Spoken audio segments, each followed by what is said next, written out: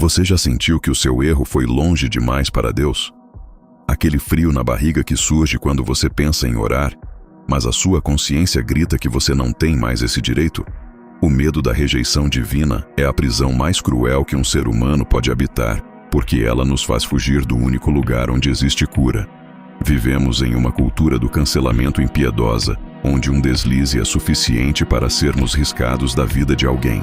O problema é que projetamos esse cancelamento em Deus, achando que Ele está apenas esperando o nosso próximo tropeço para fechar a porta definitivamente.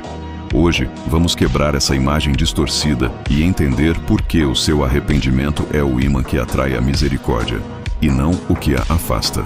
Se você se sente culpado e indigno, fique comigo até o fim. Vamos descobrir em uma parábola milenar por que o seu lugar à mesa ainda está reservado, não importa por onde você andou. A culpa é uma sombra persistente. Ela se alimenta da memória e se fortalece no silêncio. No contexto espiritual, a culpa muitas vezes se transforma em um medo paralisante da rejeição divina. É aquela sensação de que Deus é um juiz severo, sentado em um tribunal distante, revisando cada uma das nossas falhas com um olhar de desprezo. No mundo onde a nossa imagem pública é constantemente vigiada, a ideia de que Deus vê o eu que ninguém mais vê, o eu que falhou, que mentiu, que cedeu à tentação, nos faz querer nos esconder. Mas o paradoxo da fé cristã é que o esconderijo da culpa é o lugar onde a graça mais deseja entrar. O medo da rejeição nasce de uma visão transacional de Deus.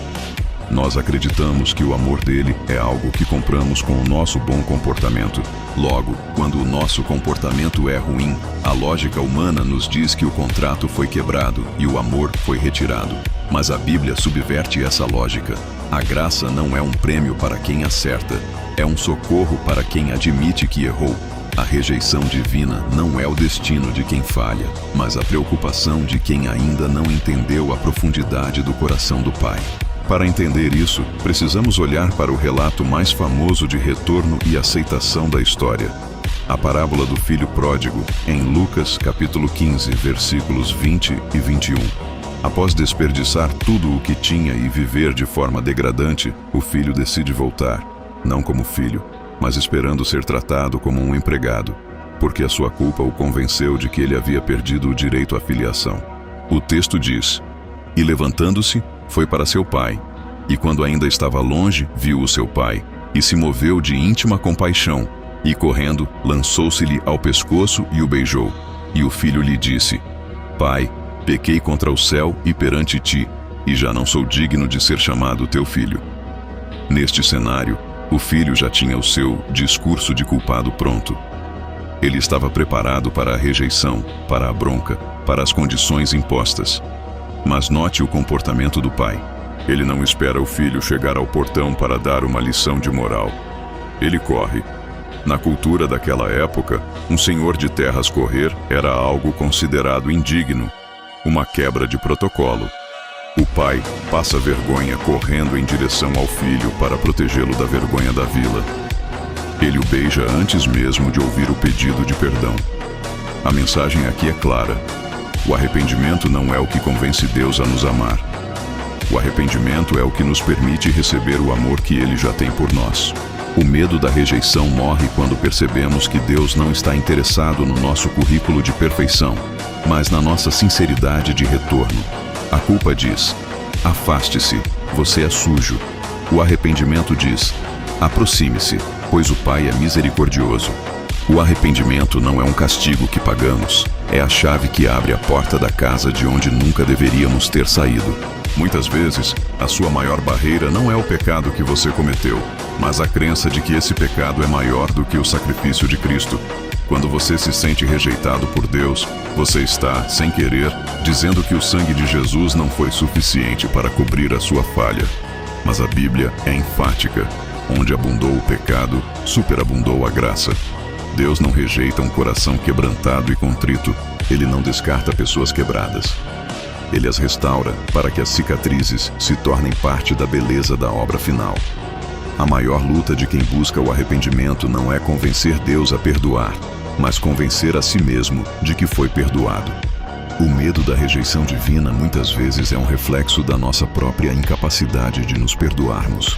Em Romanos, capítulo 8, versículo 1, o apóstolo Paulo escreve uma das sentenças mais libertadoras de toda a Escritura. Portanto, agora nenhuma condenação há para os que estão em Cristo Jesus, que não andam segundo a carne, mas segundo o Espírito. A palavra nenhuma é absoluta. Não diz quase nenhuma ou nenhuma, exceto pelos erros graves. Se você está em Cristo e o seu coração busca o arrependimento, o tribunal está encerrado. O veredito de aceito já foi assinado com sangue. O que muitas vezes sentimos como rejeição de Deus é, na verdade, o barulho da nossa consciência ou as acusações do inimigo tentando nos manter longe da presença que nos cura. A condenação serve para nos afastar de Deus. A convicção do Espírito serve para nos atrair para Ele. A aplicação prática disso é aprender a distinguir entre remorso e arrependimento. O remorso é uma tristeza egoísta que foca no prejuízo que o erro trouxe para a nossa imagem. O arrependimento é uma tristeza santa que foca na dor de ter ferido o coração de Deus, mas que vem acompanhada de uma esperança imediata de restauração. Para vencer o medo da rejeição, você precisa parar de olhar para a sua queda e começar a olhar para quem te levanta. A santidade não é a ausência de quedas, mas a rapidez com que você se levanta e corre de volta para os braços do Pai. Muitas vezes, a nossa mente tenta criar pedágios para o perdão. Achamos que precisamos sofrer um pouco, ficar de castigo por um tempo ou fazer grandes sacrifícios antes de podermos desfrutar da paz de novo. Mas isso é negar a gratuidade da graça. No relato do filho pródigo, o pai não o colocou para dormir no estábulo por uma semana para aprender a lição. Ele deu a melhor túnica, o anel de autoridade e preparou um banquete naquela mesma hora. A celebração de Deus pelo seu retorno é imediata. O céu não guarda rancor, o céu faz festa. Entenda que o seu arrependimento não é uma transação, é uma rendição. É dizer: Pai, eu tentei do meu jeito e falhei. Eu não sou digno, mas eu escolho acreditar na tua bondade mais do que na minha culpa. Quando você faz isso, a barreira da rejeição se dissolve. O medo é substituído por uma gratidão profunda que se torna o combustível para uma vida nova. Você não é aceito porque é bom. Você busca ser bom porque já foi aceito. Não deixe que o medo te mantenha nas sombras. O mesmo Deus que conhece o seu pior erro é o Deus que deu a vida para ter você por perto. A rejeição não faz parte do vocabulário de Deus para aqueles que o buscam com sinceridade. O convite está aberto, a mesa está posta e o Pai continua correndo em sua direção. Vamos orar por esse coração que precisa se sentir em casa novamente. Deus de infinita graça, Pai de amor incondicional, eu coloco diante de Ti agora a pessoa que está ouvindo esta mensagem e se sente esmagada pelo peso da culpa. Senhor, Tu que sondas os corações, vês o arrependimento sincero que habita nessa alma, mas também vês o medo terrível da rejeição que a impede de descansar em Ti.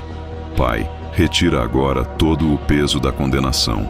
Que o Teu Espírito Santo sopre no ouvido desse filho e dessa filha que o sangue de Jesus é maior do que qualquer erro cometido. Que a Tua paz, que excede todo o entendimento, venha curar as feridas da vergonha. Ajuda-nos a não fugir de Ti quando falhamos, mas a correr para Ti, entendendo que o Senhor é o nosso único refúgio seguro. Que a certeza da Tua aceitação seja o fundamento de uma vida transformada e cheia de gratidão. Obrigado porque na Tua casa sempre há lugar para quem volta. Entregamos a nossa vida e o nosso passado em Tuas mãos. Em nome de Jesus. Amém. Se você sentiu que esta palavra removeu um peso das suas costas hoje, saiba que essa liberdade foi comprada por um preço muito alto para que você vivesse prisioneiro da culpa. Não guarde essa libertação só para você. Compartilhe este vídeo com alguém que você sabe que está se escondendo de Deus por medo ou vergonha. Muitas vezes, você é aceito, é tudo o que alguém precisa ouvir para voltar a viver.